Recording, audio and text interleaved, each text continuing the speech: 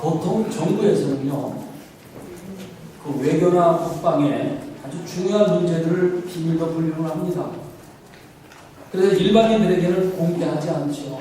정해진 시간까지 말이죠. 그러다가 어느 정도 시간이 지나거나 혹은 정권이 바뀌게 되면 비밀로 취급되었던 문서들이 하나씩 둘씩 공개가 됩니다.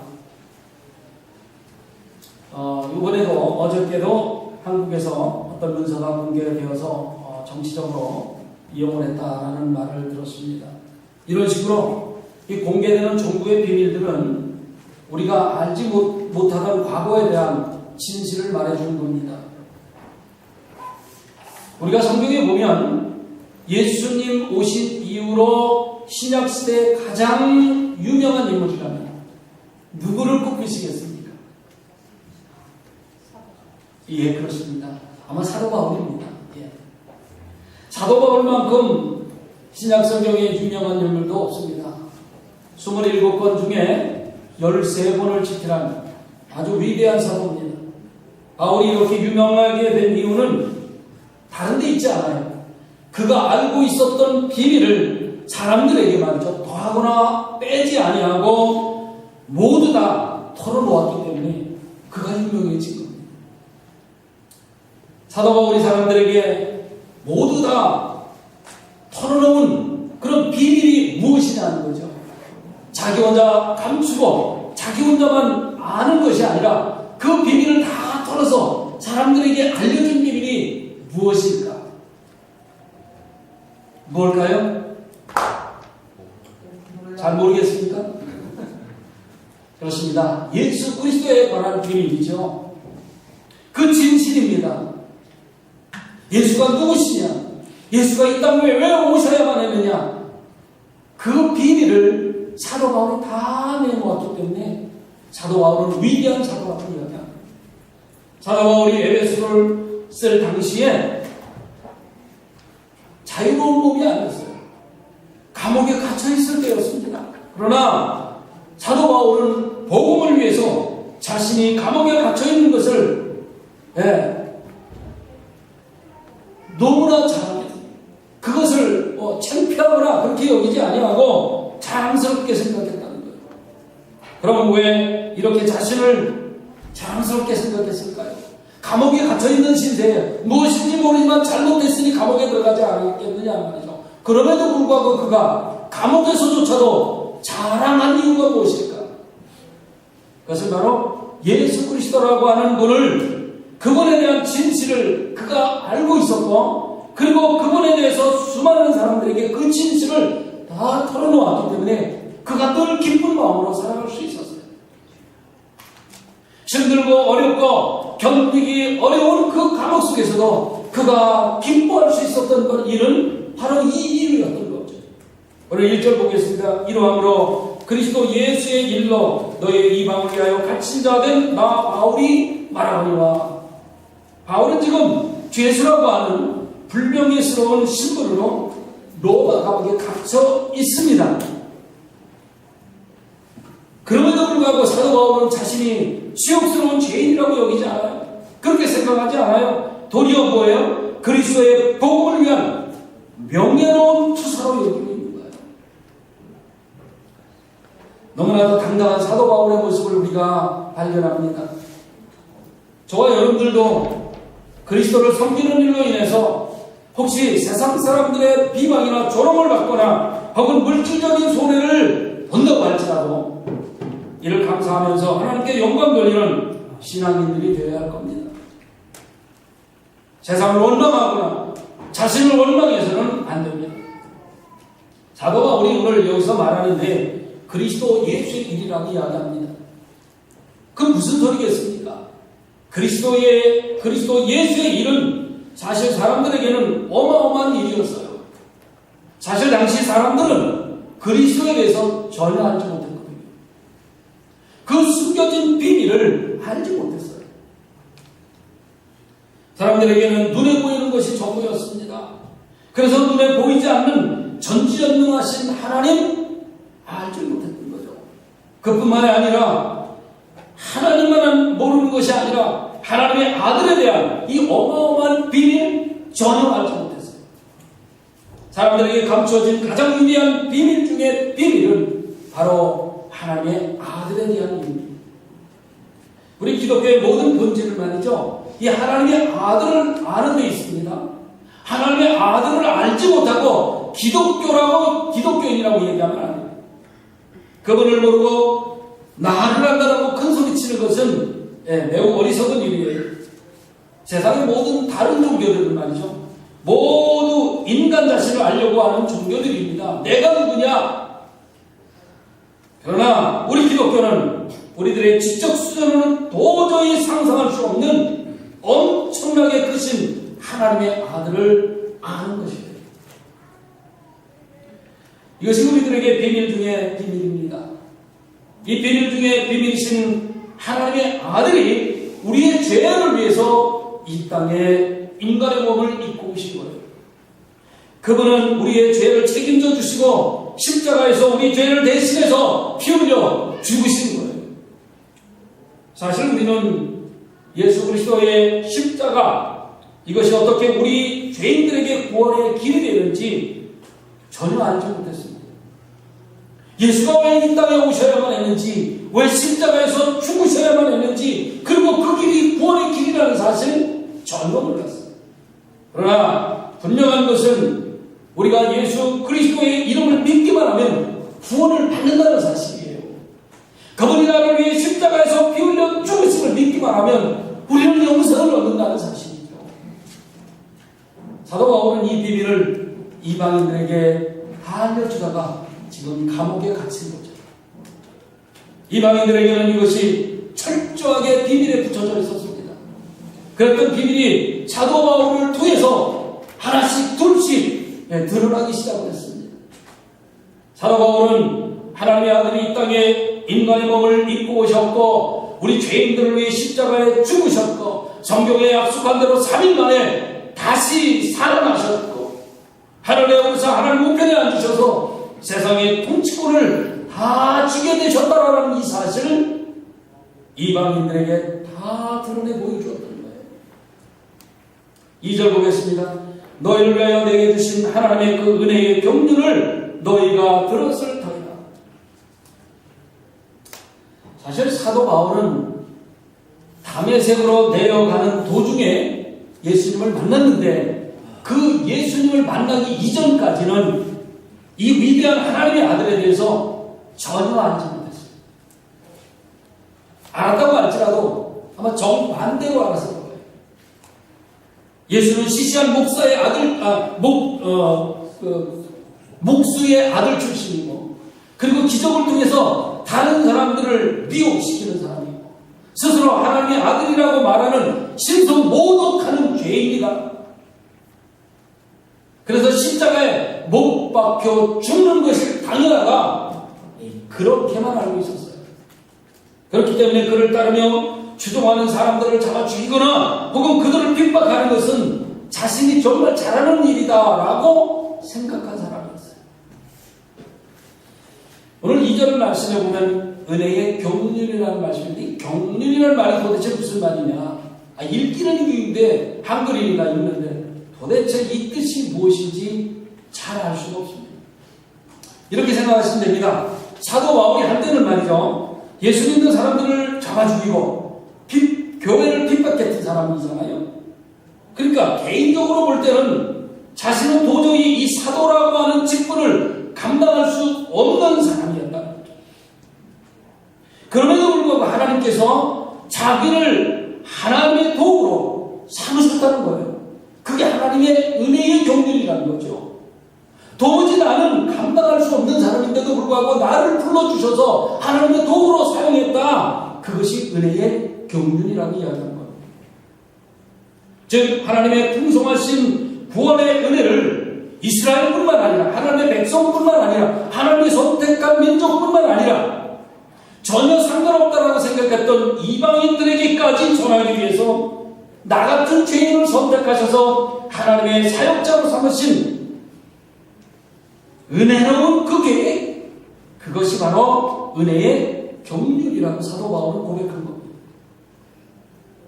3절 살펴봅니다. 곧 계시로 내게 비밀을 알게 하신 것은 내가 먼저 간단히 기록한 것과 같으니 그것을 읽으면 내가 그리스도의 비밀을 깨달은 것을 너희가 알 수 있으리라.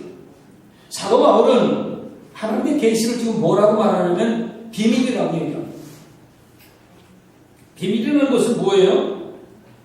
보통 사람들이 알아서는 안 된다. 그렇기 때문에 감춘 거잖아요. 사도 바울이 지금 하나님의 계시를 비밀이라고 말하는 것은 인간을 구원하시기 위하여 하나님의 구원 계획이 처음부터 명백하게 드러나지 않고 베일에 쌓인 채 숨겨져 있었기 때문에 하나님의 계시를 비밀이라고 좀 이야기한 거예요. 그래서 다른 사람들은 알 수가 없었다는 거예요. 결국 하나님의 계획을 사람들이 알아서는 안 된다라는 말이 되겠죠. 그래서 사도 바울은 자신이 받은 복음의 계시를 가르쳐서 비밀 혹은 하나 그리스도의 비밀 그렇게 말하고 있는 겁니다. 하나님께서는 하나님의 아들이라고 하는 위대한 비밀을 가지고 있었습니다. 사람들은 그렇지만 전혀 몰랐어요. 이 위대한 비밀이 아들을 중심으로 오랫동안 무슨 계획이 진행되었는지 이 땅에 아는 사람은 하나도 없었어요. 그러다가 그 베일이 하나씩 둘씩 벗겨지기 시작을 했던 거죠. 그 베일이 무엇인지 아십니까? 예수 그리스도의 십자가입니다. 예수 그리스도의 십자가가 감춰져 있었습니다. 예수님께서 십자가에서 죽으시면서 성전의 휘장이 위로부터 아래로 찢어지면서 모든 비밀이 다 드러나게 된 것입니다. 그 비밀이 무엇입니까? 그리스도를 통하여 성취된 복음으로 말미암아 이방인들도 유대인들과 동등하게 하나님 나라에 용납되었고 하나님의 백성이 될 수 있다라고 하는 하나님의 계획, 그것을 말하는 겁니다. 예수 믿는 사람들을 다 잡아 죽이고자 다메섹으로 내려가던 도중에 예수님을 만나 이 비밀에 대해서 정확히 알게 되었어요. 그리고 이 비밀 안 사람이 바로 사도 바울입니다. 그 이전까지는 전혀 몰랐어요. 예수 믿는 사람들을 핍박하는 것이 자랑스러웠고 그 일을 하는 자신이 너무나도 위대해 보였어요. 그런데 다메섹으로 내려가는 도중에 비밀에 감추어졌던 예수 그리스도를 만나는 그 순간 그가 완전히 달라진 거죠. 이게 비밀이구나. 나는 이 비밀을 알지 못했구나. 사람들은 예수님을 그저 베들레헴에 태어난 아기 정도로 알고 있었고요. 그리고 성경에 나와 있는 대로 무리를 걸으신 분 정도? 아니면 물고기 2마리와 꿀떡 5개로 5,000명을 먹이신 그 정도? 좀 더 알고 있는 사람이라면 십자가 위에서 죽으신 하나님의 아들 그 정도였습니다. 그러나 예수님은 우리가 알고 있는 그 정도의 분이 아니라는 거죠.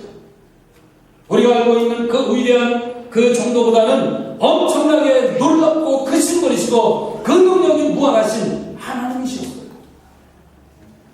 그 위대한 분이 우리의 죄를 위해서 이 땅에 내려오셨고 인간의 몸을 입으셨고 십자가 위에서 대속죄를 이루어주신 겁니다. 그래서 저와 여러분들이 해야 할 일이 무엇이겠어요? 오직 그리스도를 더 깊이 알아야 할, 예수 그리스도를 믿어야 할 것이고 그리스도를 의지하며 살아가야 할 겁니다. 우리의 힘으로는 아무것도 할 수 없다라는 사실을 인정하고 고백하면서 전적으로 하나님의 복음을 받아들여 믿어야만 할 것입니다. 구원을 얻을 만한 다른 이름을 우리에게 주신 일이 없기 때문에 그렇습니다. 이것은 영원불변의 진리예요. 우리 이걸 믿어야만 합니다. 5절 6절 봅니다. 이제 그의 거룩한 사도들과 선지자들에게 성령으로 나타내신 것 같이 다른 세대에서는 사람의 아들들에게 알리지 아니하셨으니 이는 이방인들이 복음으로 말미암아 그리스도 예수 안에서 함께 상속자가 되고 함께 지체가 되고 함께 약속에 참여하는 자가 됨이라. 하나님께서는 이 복음의 비밀을 그 어느 시대보다도 신약시대의 사도와 선지자들에게 성령님을 통해서 분명하게 알려주셨습니다. 이것이 하나님의 비밀을 나타내시는 방법이었어요. 물론 구약시대에도 복음의 비밀을 약간은 말씀을 하고 있습니다. 그러나 메시아의 오심으로 이스라엘 백성들만이 선택되었다라는 개념이 무너지기 시작했고 유대인과 이방인이 완전하게 동등한 위치에 있게 되고 그리고 새로운 유기체가 된다는 사실 구약시대에는 숨겨져 있던 비밀입니다. 이 비밀을 지금 사도 바울은 이야기하고 오픈시키고 있는 겁니다. 구약시대에는 그랬지만 예수 그리스도께서 이 땅에 오셔서 십자가에 죽으심으로 말미암아 이방인들도 선택받은 민족 유대인들과 마찬가지로 동등하게 되었고 하나님의 나라의 백성이 될 수 있다는 사실을 선포한 겁니다. 예수님은 요한복음 15장 5절에서 이렇게 말씀하시죠. 나는 포도나무요 너희는 가지라. 그가 내 안에 내가 그 안에 거하면 사람이 열매를 많이 맺나니 나를 떠나서는 너희가 아무것도 할 수 없습니다. 우리는 포도나무에 붙어있는 가지예요. 우리가 포도나무 자체가 아니라고요. 우리는 그 나무에 붙어있는 가지일 뿐입니다. 가지가 잘났다고 따로 떨어져 나가면 어떤 일이 벌어질까요? 말라 죽는 거예요. 뗄감밖에 될 일이 없어요. 가지는 나무에 꽉 붙어 있어야만 됩니다. 그래야 살아나요. 그래야 때가 되면 풍성한 열매도 아주 많이 맺을 수 있지 않겠어요? 사도 바울은 지금 이것을 이야기하고 있는 거죠. 사도 바울이 전하는 복음 중에 가장 중요한 내용이 무엇입니까? 하나님의 때가 되었을 때에 선택한 백성 이스라엘만 천국에 들어가는 것이 아니라는 거예요. 그게 아니고 이방인들도 함께 천국에 들어갈 수 있다는 이야기죠. 놀라운 이야기입니다. 당시에 비면 돌맞아 죽을 이야기예요. 이것은 모든 이방인들에게는 엄청난 축복 중에 축복이었습니다. 상상할 수 없는 일이었어요. 유대인들도 받지 않았던 그 복을 예수를 믿음으로 선택받은 백성들이 단순에 받게 되는 거죠. 이 얼마나 놀라운 일입니까? 그런 복을 받은 우리들이 이제 해야 할 일은 무엇이라고요? 오직 하나님께 이 일로 인해서 감사해야 하며 이 믿음의 끈을 절대 놓지 말아야 변치 않는 믿음 속에서 끝까지 달려갈 길을 다 달려가야 합니다. 예수를 믿고 구원받은 자로서 삶에서 그 믿음을 증명하며 살아야 해요. 우리 그리스도인들은요 양채처럼 살아서는 안 돼요.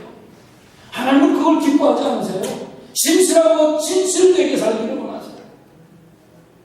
9절 10절 봅니다. 영원부터 만물을 창조하신 하나님 속에 감추어졌던 비밀의 경륜이 어떤 것을 드러내게 하려 하심이라. 이는 이제 교회로 말미암아 하늘에 있는 통치자들과 권세들에게 하나님의 각종 지혜를 알게 하려 하심이니. 사실 이 10절의 말씀은요 교회를 통해서 교회의 존재의 목적이 무엇이냐를 분명하게 드러내주는 말씀입니다. 성경 속에 있는 하나님의 위대한 비밀을 아는 사람은 아무도 없었습니다. 심지어는 하나님께서 들어 사용하시던 구약의 모세, 위대한 다윗 왕, 우리들처럼 알 수 없었어요. 그러다가 예수님이 십자가 위에서 우리의 죄를 대신해서 죽으시고 성경의 약속대로 3일 만에 부활하심으로 이 성경의 모든 비밀들이 드러나게 된 거죠. 알게 된 거예요. 밝혀지게 된 겁니다. 사실 이방인들에게 베푸시는 구원의 은혜를 드러내게 하는 것은 사도 바울 사명뿐만 아니라 제가 아까 말씀드린 대로 교회 존재의 목적이 되는 겁니다. 우리는 이렇게 모여가지고요 점심 먹고 친구하다 헤어지는 것이 아니에요. 그건 우리 교회의 존재의 목적이 아닙니다. 믿는 자 한 사람 한 사람이 말씀으로 잘 다듬어진 벽돌들이 되어서 하나님의 나라를 견고히 세워나가고 예수 그리스도를 나의 삶을 통해서 세상에서 드러내 보이는 그런 것들이 바로 교회 존재의 목적이 되는 겁니다. 왜요? 저와 여러분 한 사람 한 사람이 교회이기 때문에 그렇습니다. 오직 하나님의 말씀을 중심으로 모여서 우리 안에 하나님의 말씀이 충만하게 해야 합니다. 그렇게 되면 교회의 공은 일어나게 되어 있어요. 말씀드린 대로 우리 교회는 작지만 강한 교회가 되어야 됩니다. 이것이 죄를 이기고 사탄의 세력을 물리치는 그런 일이 되기 때문에 그렇습니다. 이것을 통해서 우리는 더욱 능력 있는 신앙인이 되어야 될 것이고 영광스러운 변화의 모습으로 살아가야만 합니다. 이제부터라도 저와 여러분들이 해야 할 일은 말씀 속에서 견고한 믿음의 성전을 짓는 일이에요. 한 사람 한 사람이 벽돌이 되어야 됩니다. 하나 쌓아놓을 때마다 견고하게 신앙의 믿음 안에서 쌓아져 나가야만 합니다. 나를 통해서 하시고자 하는 하나님의 뜻이 이루어지기를 날마다 간구하면서 그 뜻이 하나하나 이루어져 나갈 때에 우리 교회는 강한 교회가 될 수 있습니다. 그러면 성령께서 우리를 도우셔서 저와 여러분들을 통해서 큰 일을 행하실 거예요. 죽어가는 수많은 신령들, 상처받고 낙심한 영혼들이 치유받고 일어나는 놀라운 역사가 우리 안빛교회를 통해서 일어날 줄로 믿습니다. 우리는요, 우리 생각대로 신앙생활해서는 안 돼요. 내가 어떤 기준을 삼아서 내 멋대로 신앙생활해서는 안 된다 그 말입니다. 하나님의 뜻이 어디에 있는지 먼저 무릎을 꿇어야 돼요. 하나님 오늘 하루의 삶을 통해서 하나님께서 나를 통해서 이루고자 하시는 일이 무엇입니까? 그 뜻이 오늘도 이루어지기를 원합니다. 그것이 순서예요. 우리 안에 성령의 역사가 흘러넘쳐야 할 것이고 말씀의 능력이 넘쳐나가야 합니다. 그때 내 개인적으로 되지 않았던 모든 것이 하나님의 능력으로 이루어지는 것을 우리는 보게 될 겁니다. 그리고 나를 통해 하시고자 하는 일들이 은혜롭게 이루어지게 또 될 겁니다. 골짜기에 많은 뼈들이 일어날 것이고 성령의 바람이 이 올림피아 레이시 지역에 불어서 새로운 역사가 일어나게 될 것이고 또 한 주간의 삶이 성령께서 우리를 도우시고 인도하실 가운데서 우리를 통해서 하시고자 하는 일들이 또 일어나게 될 것이고 그것을 우리는 발견하게 될 것이고 감격하게 될 줄로 믿습니다. 우리 한 주간 그런 모습으로 삶을 사시기를 주님의 이름으로 축원합니다. 기도하겠습니다.